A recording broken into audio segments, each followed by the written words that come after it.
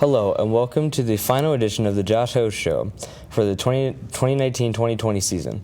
I'm your host, Carson Camacho, and with me is the head coach of the Massillon Tigers, Josh Hose. We want to thank our season-long sponsor, Reliable Heating and Cooling. Coach, welcome to the show. As always, excited to be here. The Tigers finished their season with an outstanding 19-5 record after losing to McKinley last Saturday night in Canton. We'll talk more about that game in a minute. Coach, let's first go back to Wednesday, February 26th, and talk about the tournament win over Jackson. Your team trailed late in that game, but managed to come back and win it overtime. Take us through the last couple of minutes in regulation and the overtime period. Well, it was your typical tournament game where you just have to find a way to win. They always call it survive in advance, and so we have Jackson coming in, which our kids are excited about. We haven't played them at home since 95, I think 1994, 95, around there, and so our guys are really excited for it. But we also knew we had a really good team coming in that was young at the beginning of the year, came on strong towards the end. I think they had won 3 out of their last 4 games coming into the end of the season. So. We got up on them early, had a lot of emotion, and then they came out in the second half and had a nice run, took the lead, and then, like you said, in the last couple minutes of the game, we were struggling to put the ball in the basket, and we had to kind of just hard to describe the look on our kids' face, almost desperation. They were almost at the point they looked like they were ready to give up, like, this isn't our night, it's not going to happen. And then Anthony Pedro, our senior, one of our senior leaders, he steps in and hits a big 3, and it was like a shot of adrenaline to the whole gym. I felt like the whole gym just exploded, and like up, we're down 2. And it just seemed like, before that, it seemed like we were down a lot more than that, just with the kids' body language. And so, like I said, I kept telling people, I looked up their double take because I'm like, okay, it's only 2. It seemed like it was a lot more than that. So, our kids kept making plays. Jackson struggled at the foul line, kept us, in arm's reach. Jaden Stock had a big 3-point play, and then Jaden Ballard, with 9 seconds left, goes coast to coast and makes a layup to tie it. And then we go to overtime and then scored first. That's always big in overtime. You can get the first basket because it just kind of take control of the ball. And we just kept making plays in overtime. And credit to Jackson, they fought like crazy. They made it interesting right up till the end. We had a 6-point lead in overtime, and then it's down to 2. And but our guys, feel real comfortable with the lead in our gym, and they always played well at home. And I think we ended the season 12-1 at home, and one loss being to McKinley earlier in January. But it was a great environment. It was a great comeback win for our guys. It was just for our program, it was a really big moment. Even against a team like Jackson, the record doesn't show the type of team they are. They had a lot of close losses this year, but the program that they are, it's a kind of a I want to say like a program-changing win, but it is definitely a feather in the cap type thing where, something that was special to beat them at our place. What was the mood like in that Tiger locker room after the win? Our guys are real excited. Coaches were excited. It was anytime you can win a game, tournament game. This is our first as a program since I've been here, our first tournament win. So it was just exciting. And then you come back and win like that at the end. It was really special. And our guys, they earned that one, so they deserve to enjoy that. And like I said, beating a team like Jackson, it's never an easy thing. So it was really special to be able to celebrate that with them, and the fact that they worked so hard to get to that victory circle. Definitely was a fun atmosphere afterwards. Then on Saturday, your Tigers lost to McKinley 55-50 in a sectional final game. The lead went back and forth all night before the Bulldogs came out on top. As you look back on the game, share with us some of your thoughts.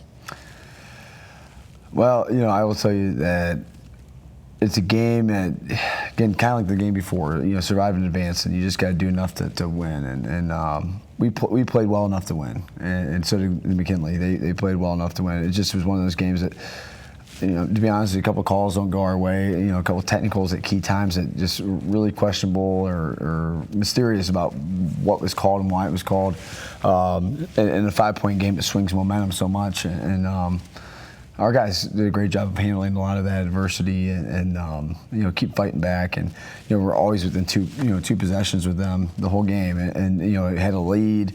We didn't close out the half well. We were up, I think, 28-21, something like that. going into the half up 1. And, so 1 minute less than a half, we're up 8 or 7.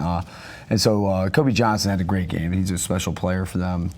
He's getting a lot of D1 looks. He's just a really talented guard, and he had a 7-0 run on his own, and he's capable of doing that, and they're a capable team. But our kids played defensively one of the best games we played all year. Earlier in the year when we lost to them, they really got it going to the 3-point line. I think they were 9 of 11 in the second half alone.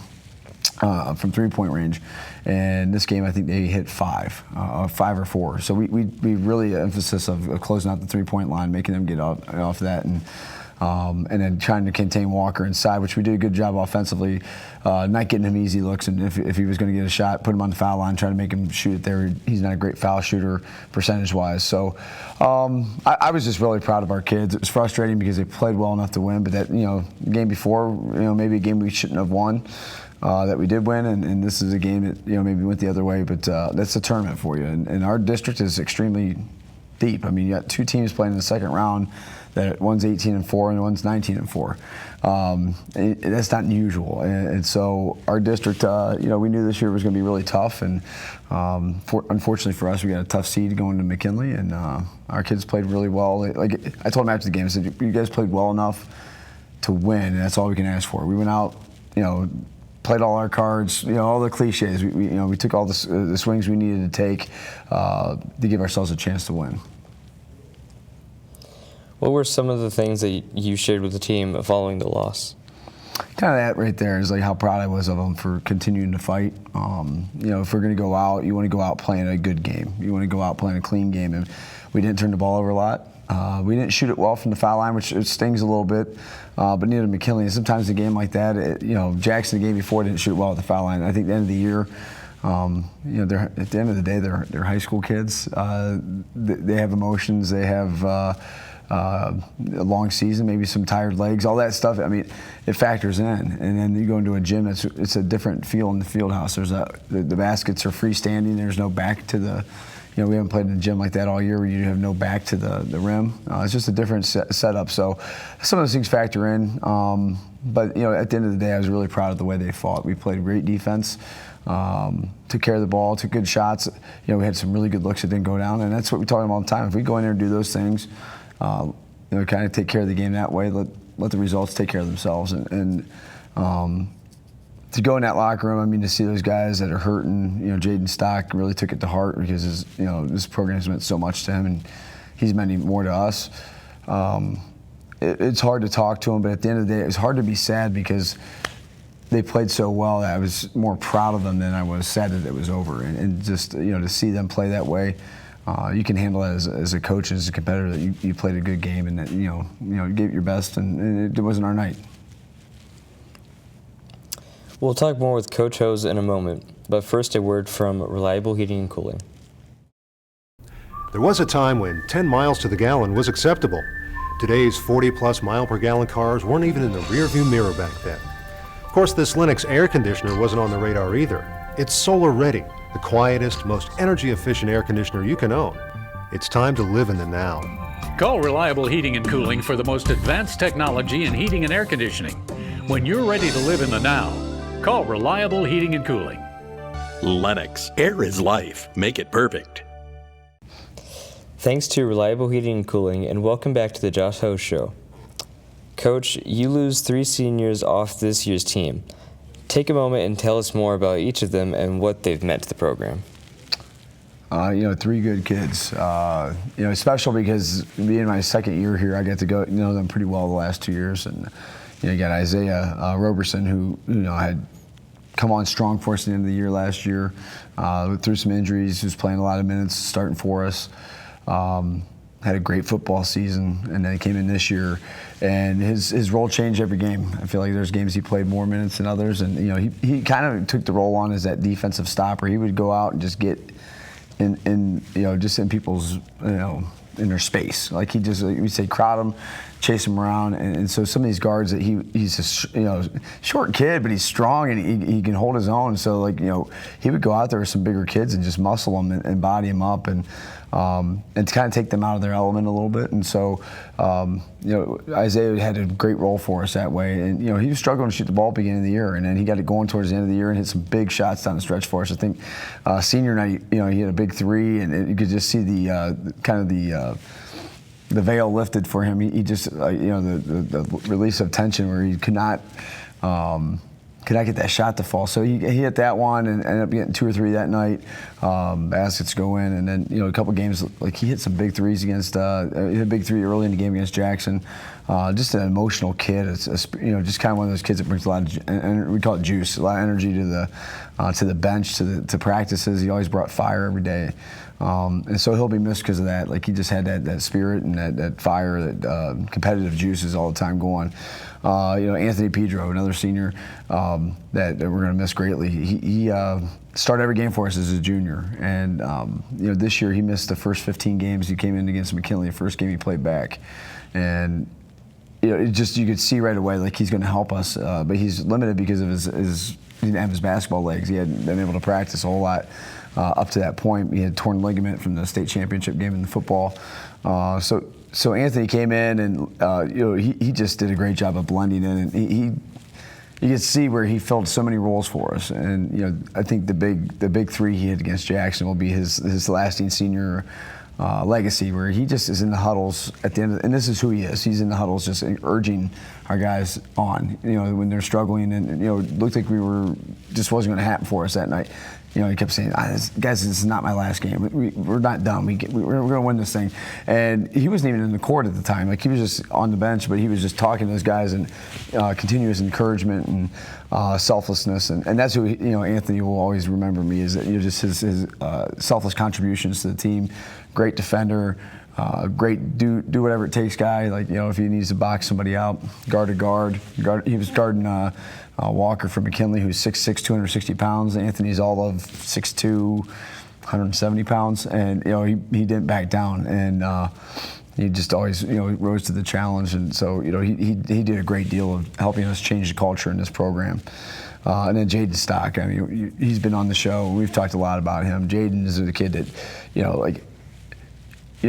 want to build a program around that type of kid, and he's 5'9". We list him at 5'11", but he plays about 6'6". He just he's third in the county in rebounds. Our leading scorer, our leading rebounder, our heart and soul.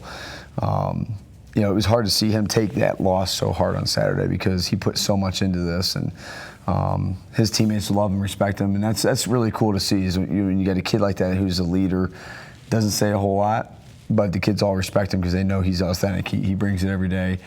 Never missed a practice. Never, missed anything. He, take a hit. Just get up and diving for loose balls in open gym and taking charges in open gyms, and that's who he is. And so I'm really excited to see him get a chance to the next level. I'm just waiting for some college to be smart enough to take a chance at him and look past his height, because they won't be disappointed. He's just a culture kid. We call it a coffee bean. He changes the environment for the better around him, and all 3 of our seniors had that coffee bean effect on our program, and we wouldn't be where we were at this year without those 3, and for sure will be missed.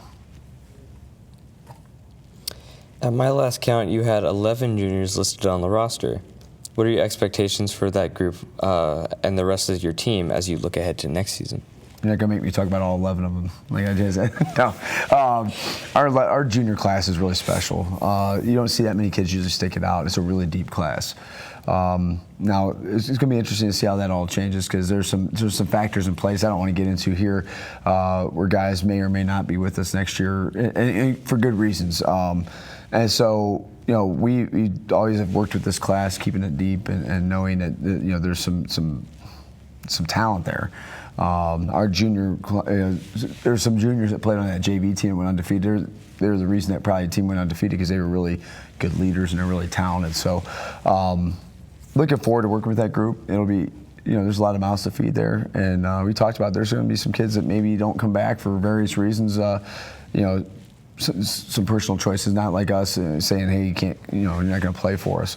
But they've really been with us, and you talk about the culture piece. With our seniors brought, our junior class have been right there in step with them, of carrying that culture and building that and kind of leading that through our younger kids. So it's a challenge, but it's also a great thing to have. Senior night, we may have to start a little earlier if they all play, because we'll have 11.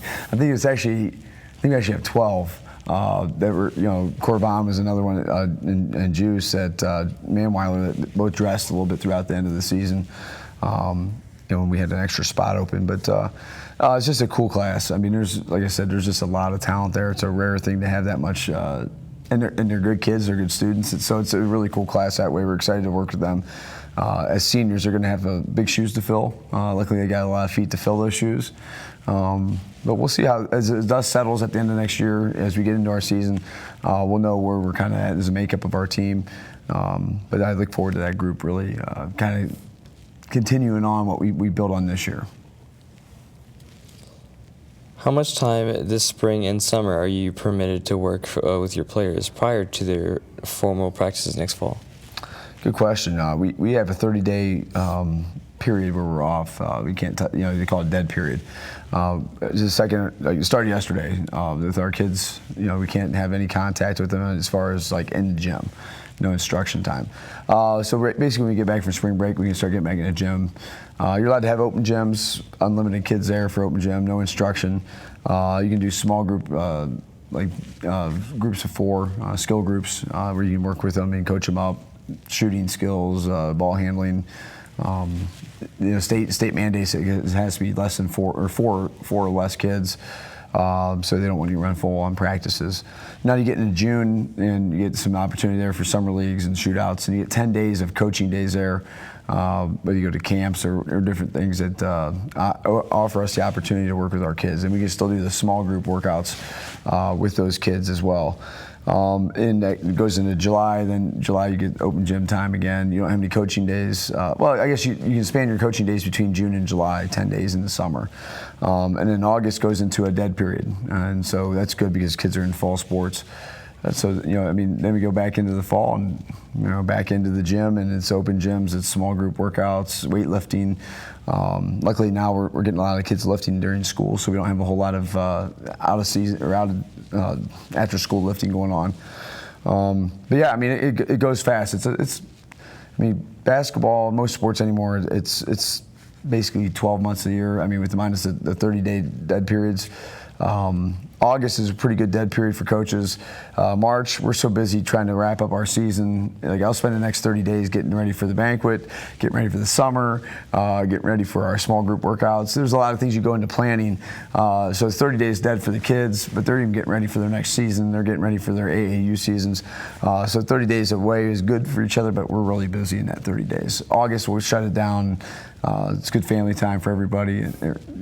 Kids that aren't playing a fall sport can kind of rest up a little bit. But yeah, we get in the gym a lot, and our kids, that's where you really make your strides as a player, is getting better. Working out in those small group workouts. Being an independent, I know it can be difficult putting together a challenging but fair schedule. What can you tell us about the 2020-2021 varsity schedule?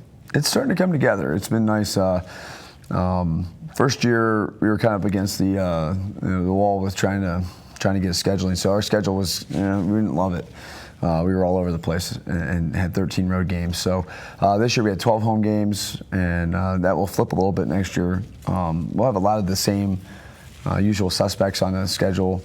Some of the federally schools we play, Central, St. Thomas Aquinas. That local flavor we're trying to keep. We're trying to get some other teams added on there. Maybe we're kind of balancing that because trying to keep it close. The venues tend to be better, more entertaining. You get some local teams playing it. The crowds are better. The atmosphere is better. So and the kids they enjoy that more.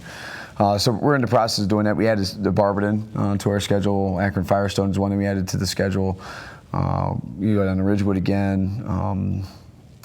Trying to think of anybody else that's new to the schedule that didn't have last year. As of now, I think that's it. And then we're just trying to find dates for Lake and Green and Perry, McKinley. Those teams we play every year. So and then the ones that we're not sure of is the Canfield and the Youngstown, Ursuline. Well, Youngstown, Ursuline we usually play every year. Youngstown, Cheney. Some of those teams we got to see how the schedule fills out, and then we'll play in a couple classics, which are, they're nice to play in because you get the opportunity to play some different teams, and the kids get to go over there to feed you. The kids always like that. Playing at like the college court, we played at Walsh. It's really nice. So we're gonna play in a couple of those, and it's coming together. I think we got about 3 or 4 spots still open that we're trying to fill, but it'll come together. I like where we're at. Getting it done this early in the year takes some stress off of my plate as we get into the summer months. I don't have to worry about scheduling. And finally, the top 4 seeds have advanced to this week's Boys Division I District Tournament at the Canton Civic Center. Who do you predict and why will come out of this district and represent our area in the regionals? Well, the favorite's Green. I mean, they're the 1 seed. They have the most kids back and most experience, but I would say it's wide open.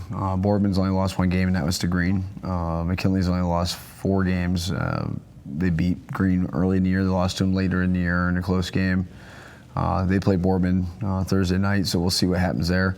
And then Glen Oak. Glen Oak's capable of beating anybody. They lost to Green twice close. I think they split with McKinley, and then they had Boardman beat up until the last. I think Boardman took a lead with less than 10 seconds in the game. It was their first lead of the game. So Glen Oak goes up on them early, up 20, 25 points or something like that, crazy.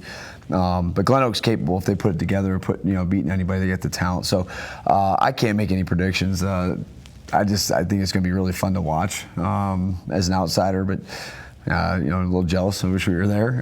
But at the same time, it's, probably go over both games and watch us Wednesday and Thursday, and hopefully learn a little bit, but also watch some really good basketball. And like I said, I would say Green's the favorite, but I could see one of those 4 teams walking out of here representing our area well.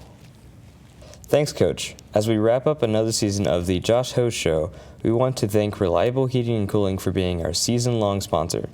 And thanks to Coach Hose for joining us each week on the Coach Hose Show. I'm your host, Carson Camacho. Be sure to join us again next season for the Josh Hose Show. Thanks for watching, and as always, go Tigers.